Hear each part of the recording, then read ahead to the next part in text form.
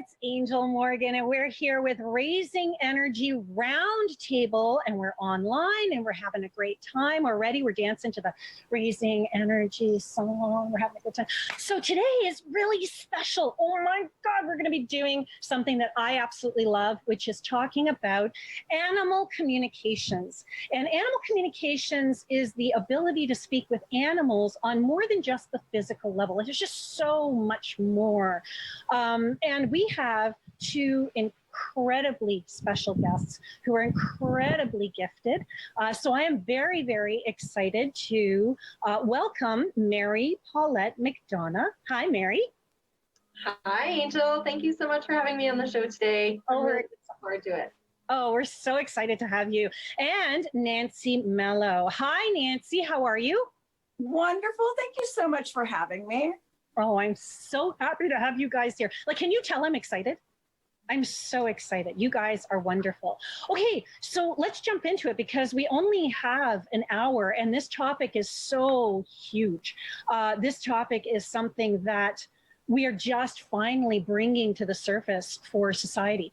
And this is a roundtable. This is a coffee thing. So, you know, bring your coffee mugs. Although I have to say, we all have our special mugs today. Yes, let's show the special mugs. Yes, we're all superheroes. Do you know why I wanted this? You know what I want? Mary Paulette started this because she's like, look at my Spider-Man cup. I wanted this because I don't know about you guys, but I always feel like I have this superhero ability. And this is what I used to tell my son when we were little. This is a superhero ability, right? We can talk to animals. Like, that is so cool. So I want to start from the start. Let's start with you, Mary Paulette. Really quickly, tell us how you became an animal communicator. Give us your story. Yeah, absolutely. And it's funny because I just did a post about that yesterday. So 2 years ago, yesterday, I launched officially my business. Congratulations. Yeah, thank you. And so when I started my journey, it was more about channeling and intuitive readings and being a medium, right? That's channeling for those who don't know the connection there. And so in one of my energy healing modalities, part of the certification process was working with animals. And that's how I discovered, well, I think I already knew, but that's how I really discovered that I could communicate with animals, because I was working through my certification. I was like, oh, what? Hang on a second here. It was just like clear, loud as day. So, and that's a really important point, like even to just start with, is that this is a remembering, right? Because we all have the ability to speak with animals and connect with each other on soul level. So the reality is I love that you said that. It was a remembering. It was like, I always knew, right? So that's awesome. Thank you. Nancy, how did you start? So I have always been a psychic medium and clairvoyant. I used to do a fun thing in my 20s, late teens, early 20s, where I would tell a boy that I liked that I could tell something about him for a kiss. So that was a lot of fun.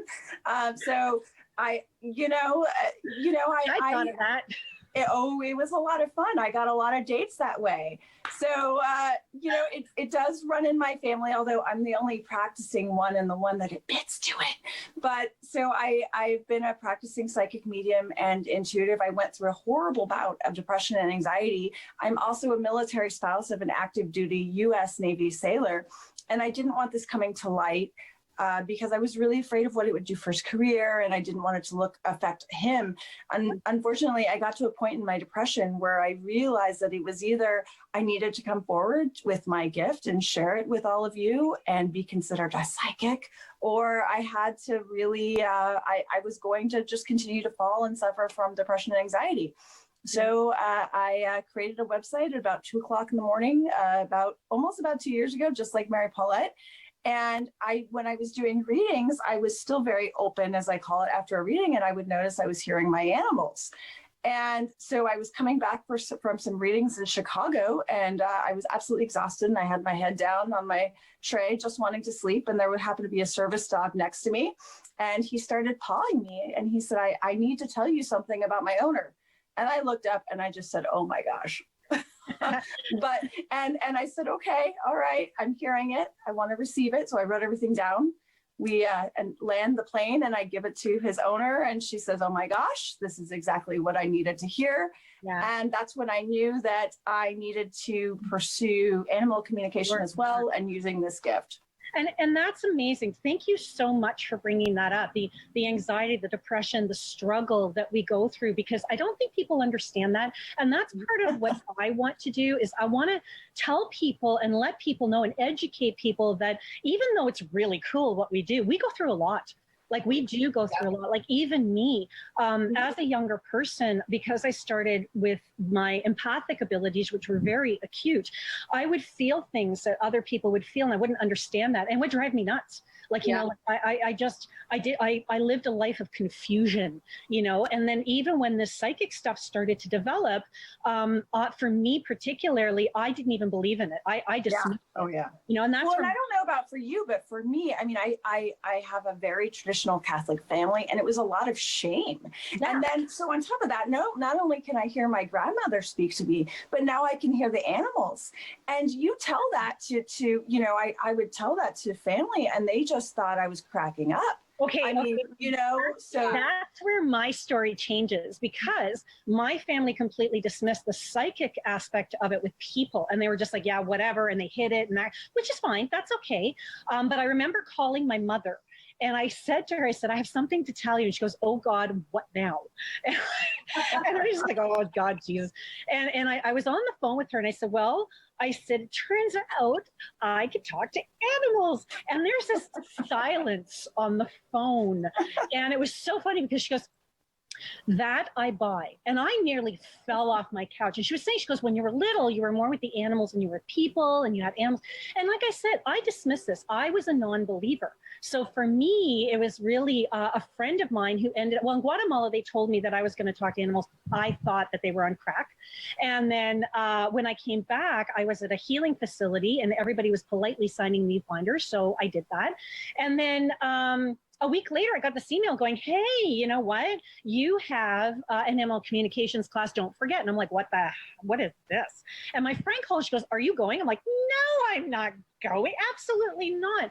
And she goes, oh, yes, you are. And she dragged me to this class. And by the end of that weekend, to make a long story short, not only was I convinced of this, but I was in the advanced class. And within 6 weeks of that, I was actually working professionally. So I think all of us have that story of denial. And why do you think that is? Why do you guys think, Mary Paulette, why do you think that is that we deny ourselves? Well, I think for me, and I was just talking with a girlfriend about this the other day. So my first two visions were when I was very young. I was about 4 or 5. And my first vision was that my dog was going to get hit by a car, and he did. Wow. And then my second vision was that my childhood best friend was going to die, and then she did. So for me, it was just lockdown, because that just meant that if I whatever this is, it means that bad things happen. So I had shut it down forever. And then, like Nancy, with the anxiety and depression, so what happened was when I was 35, I developed some really severe food allergies. And that was just the way of my body saying, okay, you know what, if you're not going to listen to me, I'm really going to make you listen to me, and I will start breaking down.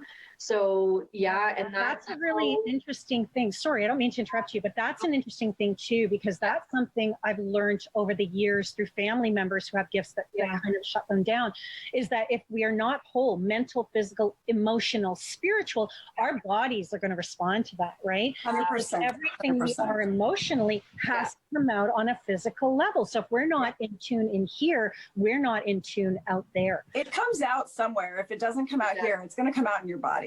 Yeah, absolutely.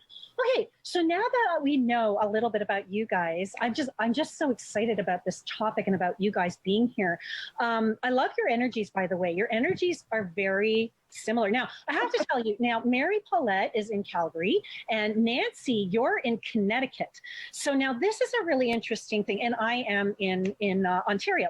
So here's a really interesting thing. When we talk to animals, do you believe or feel that the animal needs to be present, and why?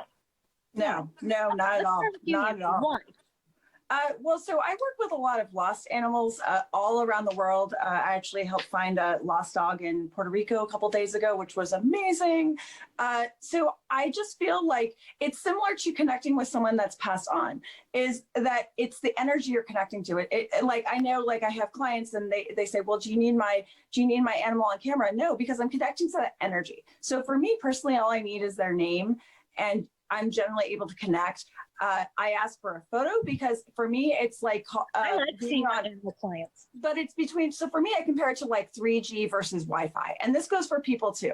Like if I get a name, it's a 3G connection. It's a good connection, but if I get a photo, that's Wi-Fi. So I get a very solid connection. So I feel like if I just have the name, you can just, I can just go to that energy wherever they are in the world, or if they've passed over. So for me personally, I think they can be anywhere. Now, I have to tell you, this is what I teach. I always, and I love that you made that analogy. Now, you and I just met, right? So we really haven't talked a lot, but it's amazing how animal people or how psychic or intuitives think and how we grow and evolve.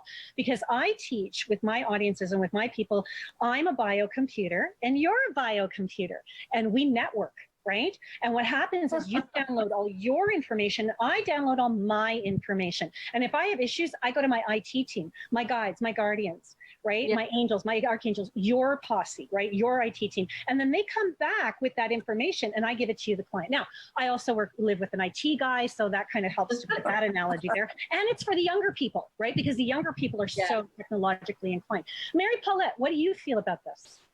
Yeah, I'm the same way. So I don't need to be with the animals specifically. I do like to have a picture for sure. The eyes are the gateway for me. So if I can make that connection with the eyes, it just really enhances it. It's just like drinking from a fire hose where, you know, if I'm just going with the name or the breed or anything like that, it's like the connection is there, but I just get, it's like instantaneous.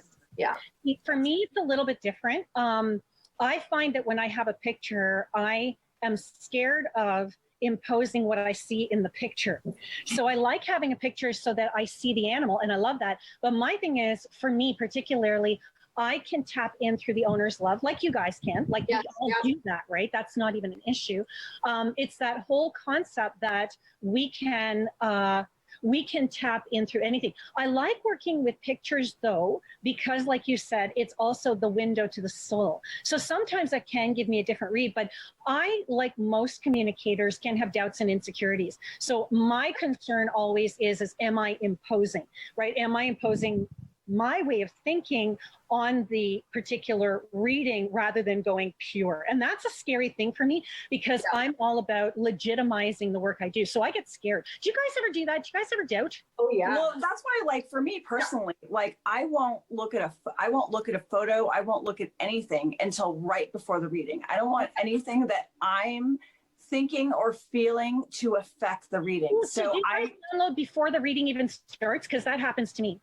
Yeah. Well, and if I do, it's coming from somewhere else, but I definitely, like, I will not look at any information. I will be like literally, you know, cleaning the counter and then go to a reading and then log in, to use an IT analogy, to log in. And that's when I start, because I don't want to do that, because if not, you do start doubting yourself, because some of the stuff is really crazy that we hear, you know, if we're right. All three of us like, yeah.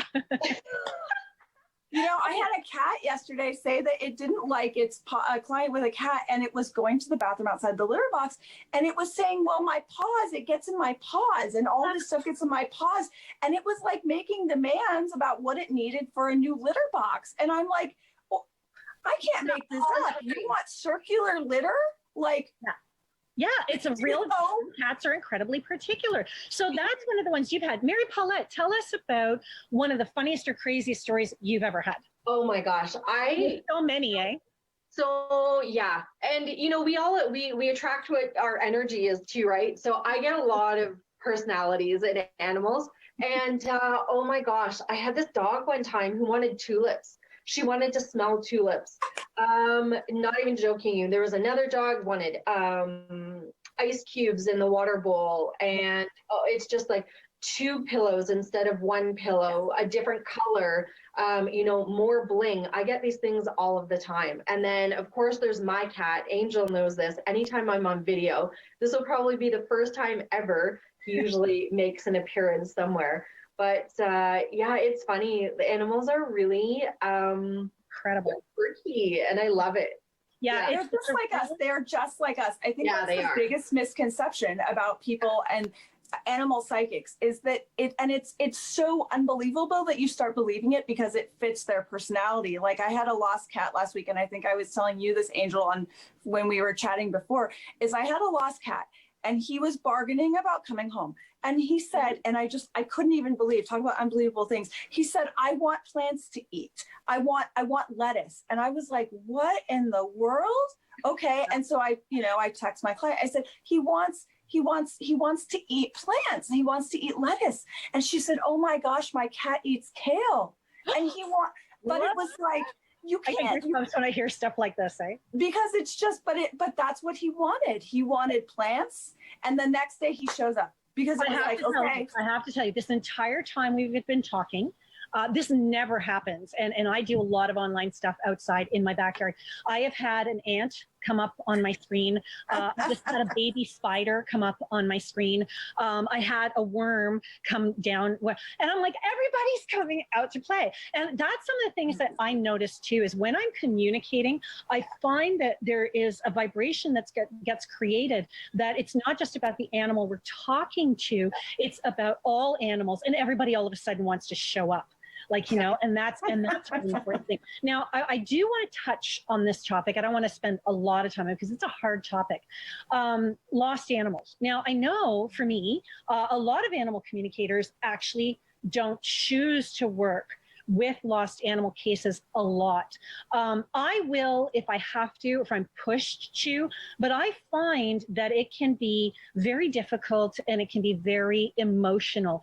How do you guys, and I'm just starting to admit that because I hate the idea of, because I get tons of people asking, help me with my lost animal, help me with my lost animal. But I'm very, very picky with that for a lot of reasons. One, for me, again, because it's very emotional. Two, a lot of times, more so for me than not, I don't know about you guys, but the animal isn't coming home because there has been a tragic death, or some animals just don't want to come home. And how do you say that? Like, I had a friend who was a vet whose cat left, and I found the cat. I knew where it was, but the cat didn't want to come home because it really liked the family it was with. And she goes, you know what? Here's the thing. She goes, I miss my cat, but I completely understand. And as long as I know my animal is okay, that's all I care. And that was it. And to me, that was so brave. And that was so admirable, right? Because she understood that her time with her animal was fleeting, kind of a littlest hobo scenario. And I don't find that a lot of owners, because we love our animals so much, understand or can comprehend that concept. Now, I can't say that because I've never been in that situation where I've lost an animal, but I don't know how I would respond, right? So I try to be as compassionate as I can, but I find lost animal cases really, really difficult. Mary Paulette, how do you feel about that? Yeah, so it's interesting. That's actually how we connected, I think, right? Through one of the lost animals that I found on Facebook. Oh, no, actually, it was... No. Actually, that was a funny connection because you had seen, we had lots of connections in common. You're like, oh, what the hell? I'm just going to Facebook her or request her. And then I was just like, she's an animal communicator. Should I? Shouldn't I? Like, I love her energy. Click. And you're like, I didn't even know you were an animal communicator. I'm like, I know, I didn't. I felt so silly. It was really cool. But, so how do you feel about them? About lost animals? I don't mind. Actually, I just had a friend tag me this morning in a lost animal request, so I'm going to have a look at that in a little bit. I've had a few animals that I've connected with that have either crossed on, because of something that's happened along the way of them being lost. But I've also had 2 that didn't want to come home. So I think as long as you lead with love, like that's how I operate. Like that's just my mojo, leading with love. And I think as long as you lead with love, it's, the owners receive it that way. And it's just really authentic. And, you know, I don't worry about looking good, or you know what I mean, or making Yeah. it sound perfect or anything. Yeah, for me, I think I'm a little selfish because I find it really difficult. Like emotionally, I find it really difficult. It is. Yeah, and that's, and you and I have worked now. That's the other thing too, is you are wonderful. I absolutely love you because you've actually reached out to me on some of those cases. And you and I think very much alike, and I'm sure Nancy, you do too, that there's no competition. You know, there's so much work to go around that it's better to work as a team and reach out and it's like you said, it's putting aside that ego. Well, and success going, you know is what? not pie, too. Just because I have success doesn't mean that you can't have success. And I think that we all support each other. And especially with abilities such as ours, we all need each other to support. So, and I love the fact that I know you ladies. So, because when I do have a lost pet case that stumps me and I'm just going, gee, I want the ability, just like in any other work environment, to consult someone else and say, hey, can you look at this? Maybe you can see something a little bit differently, because in the end, it's about getting the animal home or getting the home to their home, or getting, you know, helping the person. This is why we have our abilities, is to help. So if it takes a village, then it takes a village. But yeah, I find and that I think we're all on a different vibe too, because and this is the other thing, what I find really interesting is that people will come to one communicator, then go to another and go, why didn't you see the same thing? And this is, yeah, see, you guys get it. Because I love this question. Different vibes, right? So the pieces that I see and the pieces that you see all of a sudden make the picture, right? And I had that happen. I had a woman come in long time ago when I first started, and she showed me a picture of a horse, and I started going through the horse on an emotional level, seeing what's there. She got really upset, and I'm like, oh my God, what I do. And she's like, I've taken this horse to 10 different people, and you're the only one who's been able to tell me what I want to hear. So, okay, I get that, but understand, I knew some of the communicators that she went to. One of them is a medical intuitive, so she saw that part, right? One of them is a very mental physical, so she saw that part. I was very emotional, spiritual. That's my forte, and we all have fortes. Right? We all connect more easily on one level than we do another, right? There's mental, physical, emotional, spiritual. I'm a very emotional person. Not that you guys aren't, but it's like I can connect very, very easily there. Mary Paulette, you're an incredibly practical person, right? So there's another aspect that you can add to that. And Nancy, you know, you're a very sporty, very strong person with a really unique, you know, when you do that, who you remind me of, what's that World War II woman? Rosie the Riveter. Rosie the Riveter. Rosie the Riveter. 1940s, man. I'm obsessed. Pushing out negativity. Come on. That's the way it is. Okay, so now I have another topic I would like to cover. And this is a really important topic to me.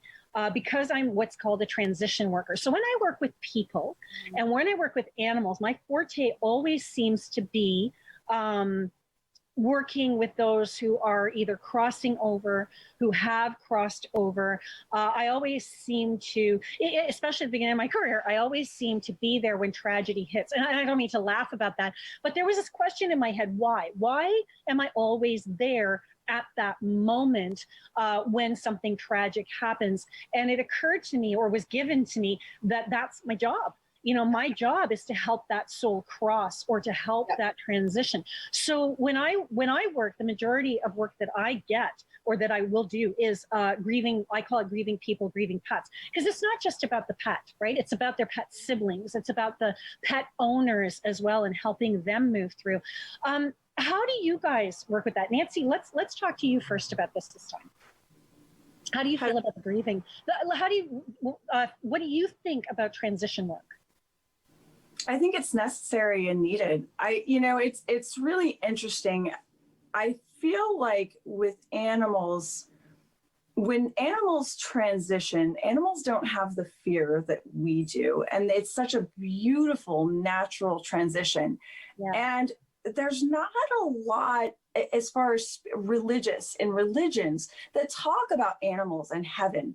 And I think that it's up to us as animal intuitives, animal psychics, to really spread that word. And I love being able to share that they are going to be there for us when we go home. Sylvia Brown had a wonderful, wonderful image that she shared in one of her books. And she said that when we go home, when we pass on, that the animals that you've had, not just from this life, but every life before, yes, will run to see us, and they practically run over your loved ones. And I love sharing that image. I love thinking about that image myself, to think that at the end of this life, they're all going to be waiting for me. So I think that in transition work with animals, I think that's so needed, because it's so amazing. And it's so interesting how many people get signs from their animals afterwards, and just spreading that word that they are on a different plane, but they stay with us. My beautiful Akita. Totally. Okay. So Mary Paulette, and these are amazing points you're making, Nancy. Thank you. So, like, this is amazing. Like, I can see the passion in both of you, and I find that in animal people. Mary Paulette, tell us a little bit. We have about 3 minutes before we have to go to break. Tell me very concisely, what do you feel about this kind of thing? You mean just in general? Transition work. Yeah, transition work. Oh, transition work. It's super important. So I seem to attract a lot of animals who are at end of life and need to have that communicated to their owner. So I'm even getting emotional right now, right? Because I just have worked with a lot of animals, and it's a very special moment to experience with another human being. I feel share that with them about their animals, and just coming from that place of safety. And so I think it's because my whole motto is I lead with love. It just gets communicated that way, and it helps with the grieving process. So yeah. I agree. And I find that I just had a particular dog pass away, and it was amazing because I went to be with them as the dog was crossing over. And the one question they asked me was, can we bring their siblings?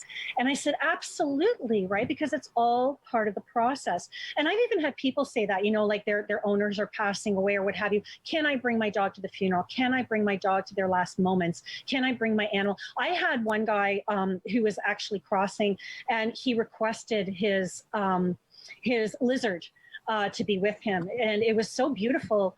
Like, I'm getting emotional now, because the lizard just sat and it just sat and it just sat. And the minute he passed, it was incredible. The lizard just got up and walked away. And there was just like this, you could feel the sorrow, but you could feel the peace. And I was just like, wow, this is miraculous to watch. It's magical, right? Real. So it's real. Yeah, it's real. It's real. Magic is real. We're going to come back in a little bit, and we're going to talk about people and their experiences. So I'm excited to do that. We have about 30 seconds. So we have Mary Paulette, and we can get you at connect@marypaulette.com. That's your email. And what is your email, Nancy? Nancy Mello, MELLO, at nancymello.com. Awesome. Okay, so this is where you guys can email them, and you both have websites. Now, this stuff is all going to be on our help. So when we get back, we're going to talk a little bit more about animal communication. And thanks, everybody. Raising Energy Roundtable. We'll be right back.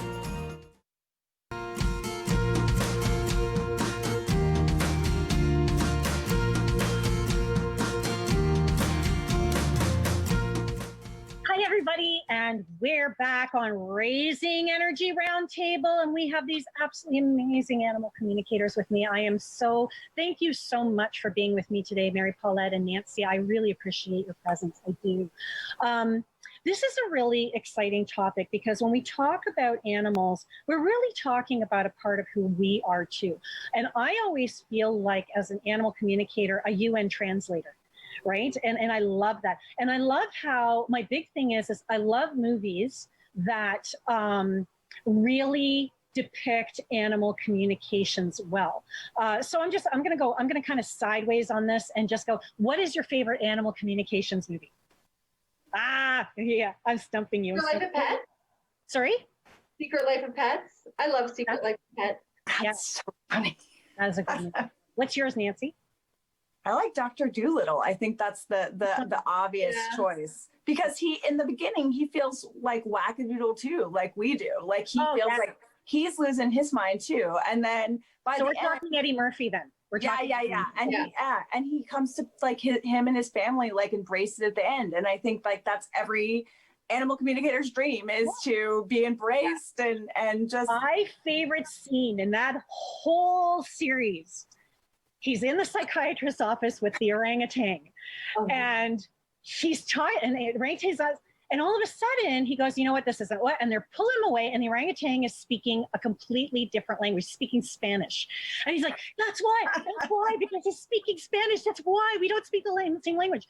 In my animal communications course, my teacher taught me something incredibly valuable, which was to turn on our universal translators. So when I have an animal who comes from a different country, so whether it's Cairo or Germany or Croatia, I get animals from Croatia. And that never started happening, funny enough, until I started living with my guy, and he's Croatian. And all of a sudden, I started getting Croatian clients. And I'm like, hey, vibe, man, it's your vibe. And I turn on the universal translator, and then all of a sudden, the conversations flow again. And I find that's really important. But I'll tell you, my favorite movie, or at least parts of it, is Jumanji. In the second movie or the third movie, I can't remember which one it is, one of the characters is a linguistic specialist, and they don't understand what that means, right? Because he's a plant guy. And all of a sudden, he's in this stable with these camels, and he's talking to these camels. But at the end, there's this heartwarming moment with his friend who's staying in the world of Jumanji, and he's a horse. And the way, and oh my God, it makes me cry every time. And the way he's translating between the horse and the people, it's pure animal communications. And I thought, whoever did this really understands how to communicate. Like it's just so beautiful. So that's one of my favorite moments anyway. So do you find that your home life as a communicator, we all know where we're going with this, is unique? Do you find that your life is different than I love that face you just made, Mary Paulette, is different than other people? Yeah, absolutely. I think I'm just different on a whole different realm. So I'm in the spiritual world. I'm an animal communicator. My background is law. I was a police officer. All of my training is in law. My professional career, so I call it my part-time job, but it's really my full-time job. But you know what I mean? I have my business, and so I'm a program manager in a regulatory environment. So it's all about regulatory compliance. Yeah, my house is completely different. I've got two very different sides of me, and yeah, life is awesome. How does your family feel about it? Like your kid, your son? So, my son loves it. So we talk to Spider all the time. We talk to Whiskers, and then we have some family pets that have passed on that we talk to all of the time as well. So my son definitely has some gifts there. My family took a little bit to get used to it, but they're like, okay, Paulette, you've always been off the wall. So yeah, we're just going to go with it. And so I think, yeah, it took a little bit for people to, get accustomed to the new Mary Paulette, right? So yes. And Nancy, how is your family life? I mean, my life is anything but normal. I have a black lab who needs to be walked to use the facilities, and my daughter will do it in the morning, and she will come in and say, okay, yes, she's used the facilities, and I'll listen to the dog and I'll say, nope, sorry, go back out. So my children cannot tell a lie. My kindergartner, I have a 5-year-old son, and he just announced to his virtual learning teachers that his mom can speak to animals and dead people. Yes! So that went really well. High five! Yes. Isn't that the best moment ever? It is, but it's just, you have to embrace it. And I'm so grateful. But what I love is the fact that my animals will not let my children or my husband tell a lie. Yes. So did you feed the dogs?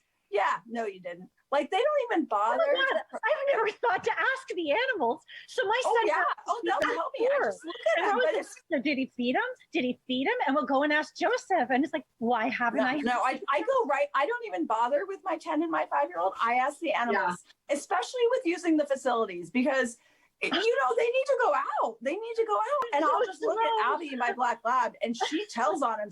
My husband calls Abby the black lab a narc because she tells on the kids. And so like the kids know that they can't get away with anything. And my daughter gets so frustrated because now she's entering the preteen years and she's trying to keep some secrets. And she knows there's, so she can't, her and her brother were saying that they ate some chicken the other night and we found it on the ground hidden down between both of them. And I looked at both of them and I said, I know who did it. So just go and admit it. And my daughter just goes, slow. I can't believe. She just sighed and said, okay, mom. Okay, mom. My favorite is when you get introduced to people who don't know you. And my boyfriend tries to explain what I do to his friends. And it's like, it's in a different realm. And they're like, okay, so hang on a second, you can what?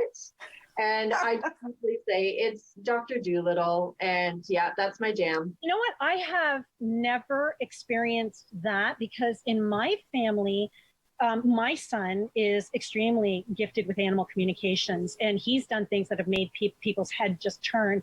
But then he got to an age where it was like he was Mr. Science and this stuff doesn't exist. And just recently, actually, he went through this wonderful African ceremony, rite of passage, and he came home going, Mom, he goes, this is incredible. And he just accepted his abilities again. And I said, well, what happened that you didn't? And he goes, well, I logicked it away.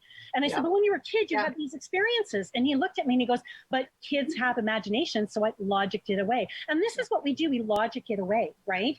But in my family, we don't. Like my wonderful partner, my excellent, wonderful, amazing, will come to me every day. So what's Blackie saying? So what's Whitey saying? So what's this? What's this? How's everybody? And I'm like, I'm overwhelmed.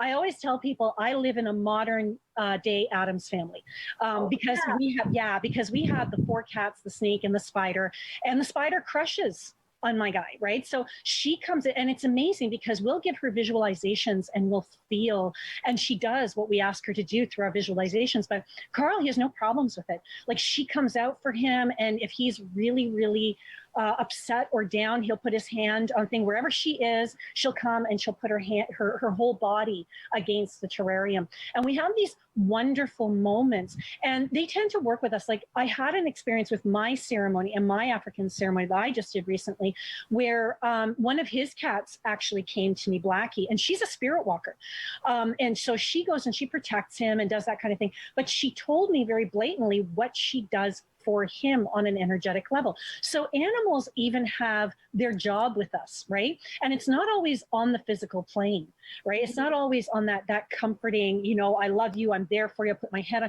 Sometimes they're in dream time with us. Sometimes they protect us. And this is part of my work too. And I don't know about you guys. I think, Nancy, you said that you also work with spirit animals.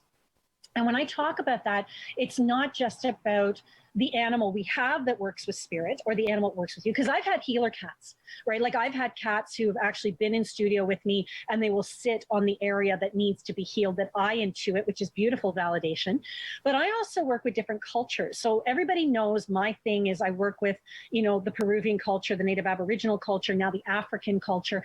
And in each of those cultures, there are animals and totems that will come to you, that will work with you, that will help guide you.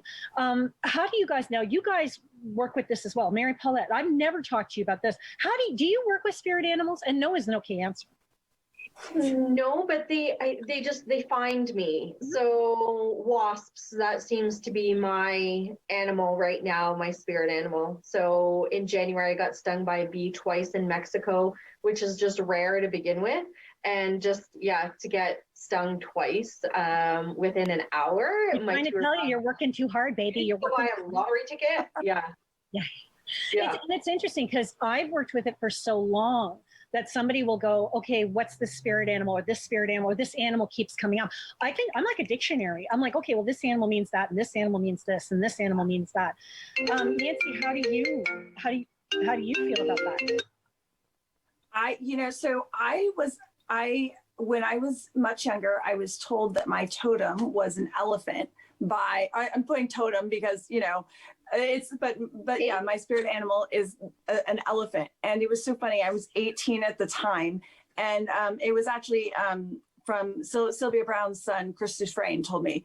And so I was like, okay, all right. And then at first I was like, what? I had no connection with elephants at the time. And then all of a sudden they kept popping up, and it makes a lot of sense because elephants, they are very loyal. When they get mad, watch out, they'll knock down trees. They are the only animal to grieve and to cry actual tears. They're ancient wisdom. And they're very familial. So that's my totem. But I find that, it can mean a little different for everyone and what they need. So for instance, like I knew someone growing up whose totem was a mouse. And, but a mouse, you think a mouse, no, but they're quiet and they're sneaky and they can fit through small things. And so it's interesting. And it's interesting how, it can mean a different thing to different people. Sorry, I have to stop you there because you just reminded me of something. Yes. So in the break, Johnny was telling, our wonderful producer, who I don't know what I would do without, he was telling me that it's never happened before. So funny this, irony, what have you. There was a little mouse in our editing studio. So, animal spirit is around us all the time. And it's so funny because, and I love mouse totem because have you ever seen a mouse try to get away from a cat? They're crafty, they're smart, they're ingenious. And I'm rat medicine. That's my Chinese sign, right?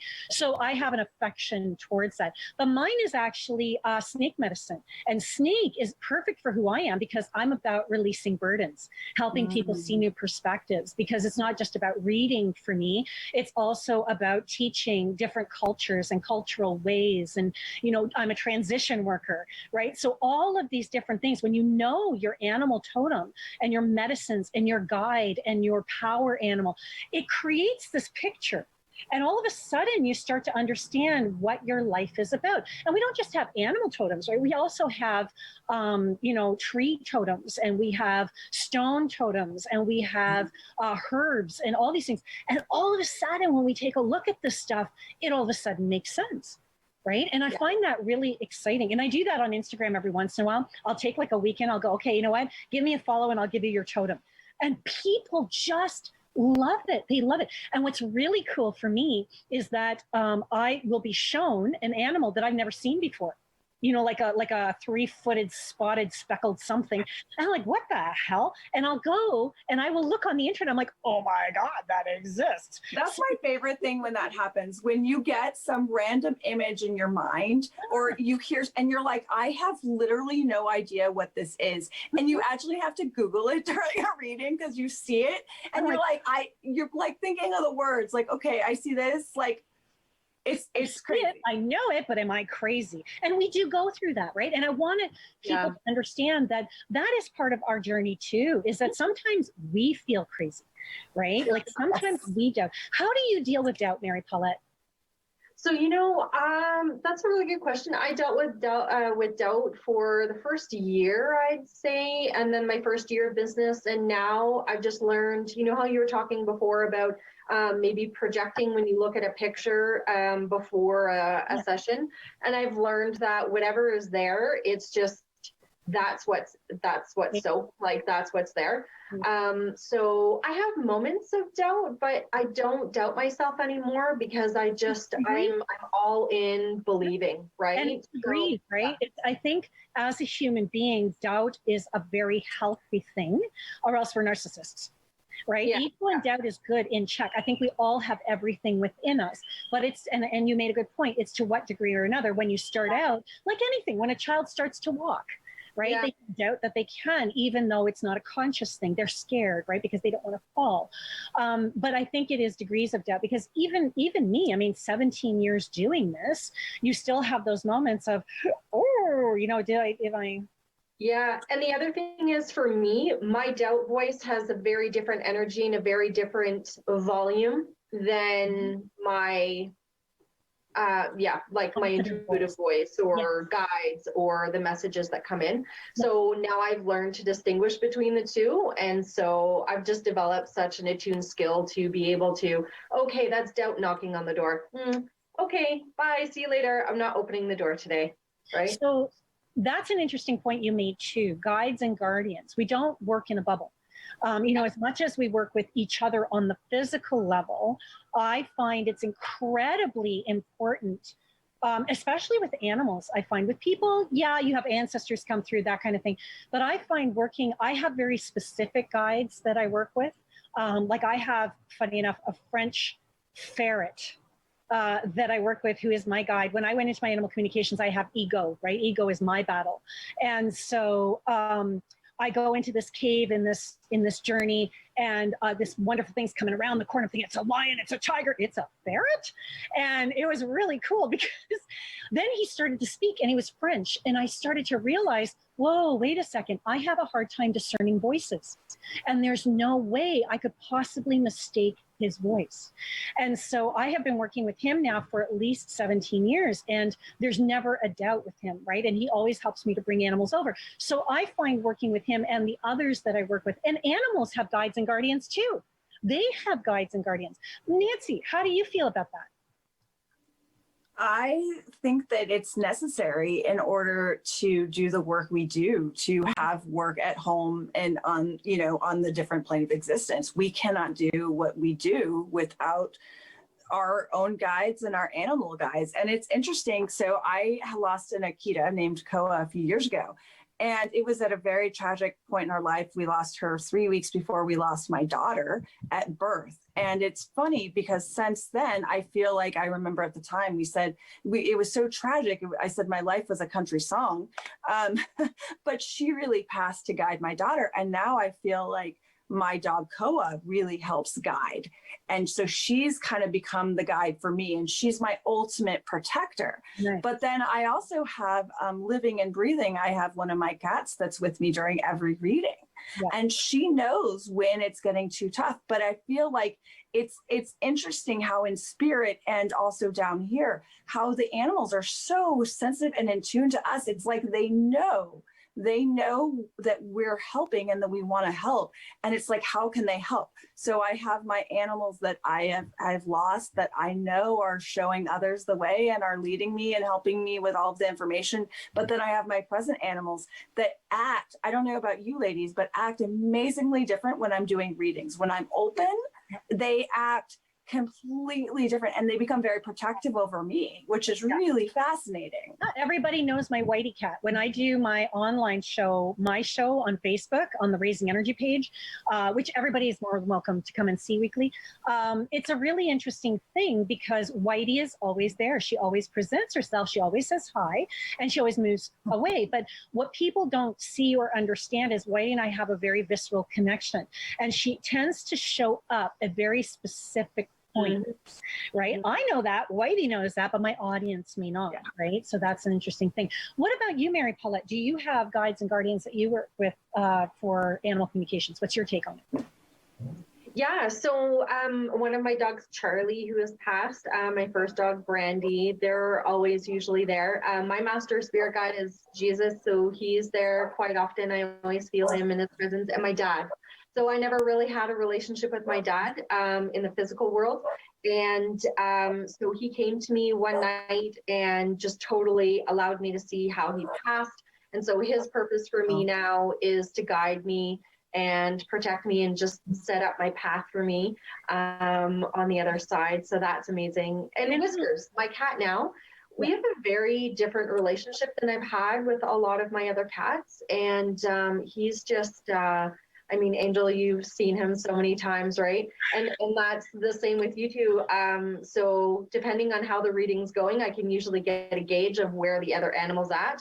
If there's something in my blind spot that I might not be able to see, but Whiskers can pick up for me. So that's really interesting. And I just had a memory of just the other day, there was a bird stuck in the tree outside of my house. So he was hanging upside down, if you can imagine that. I've never seen anything like that ever. And he was stuck. And so I could hear him saying, help me, help me. And he was panicking.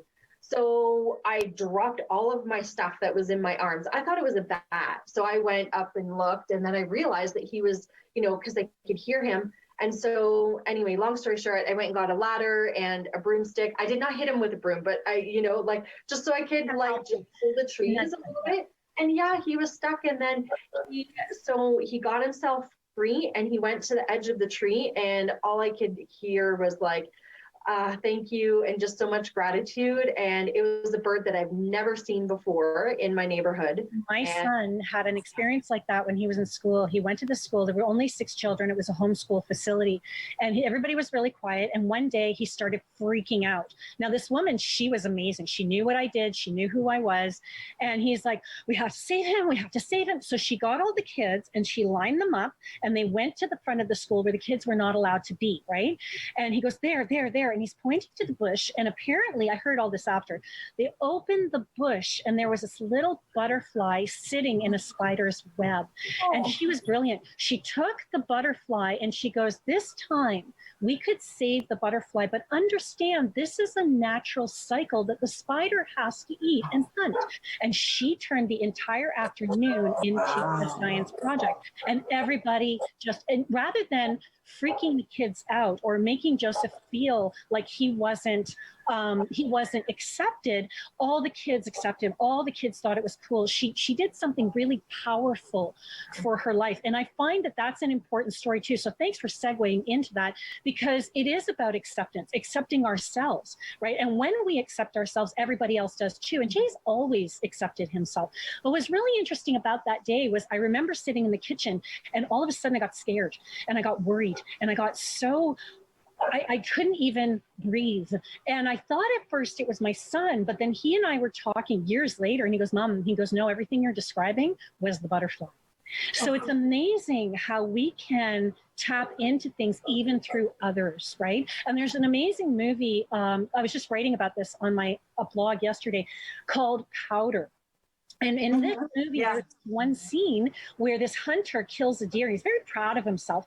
And the boy is in this Powder's in the forest, and he goes over and he touches the deer, and then he touches the man, and the man feels everything. And that's empathy, right? That's that empathy that we all have to one degree or another. And this comes back right back to the beginning of our show, where I was saying that everybody has this ability.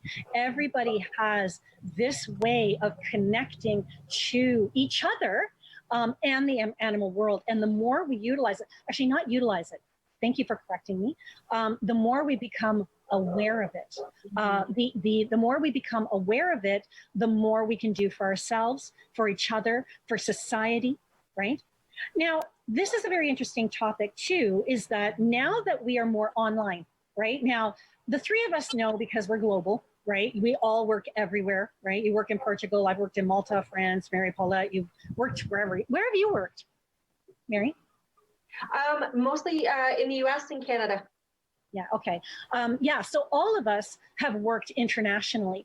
So how do you find, with the way the energies are changing, the way our environments and landscape of society is changing, let's say that, how are you finding your work changing? And we have 4 minutes, so I'm going to quickly ask you, Mary Paulette, and then I'm going to go to you, Nancy. It hasn't really changed for me, really. I mean, COVID's changed a lot of way, you know, a lot of how a lot of people work. But for me, it really hasn't changed a whole lot. No, it hasn't. Well, that's good. That's good. Nancy. Yeah.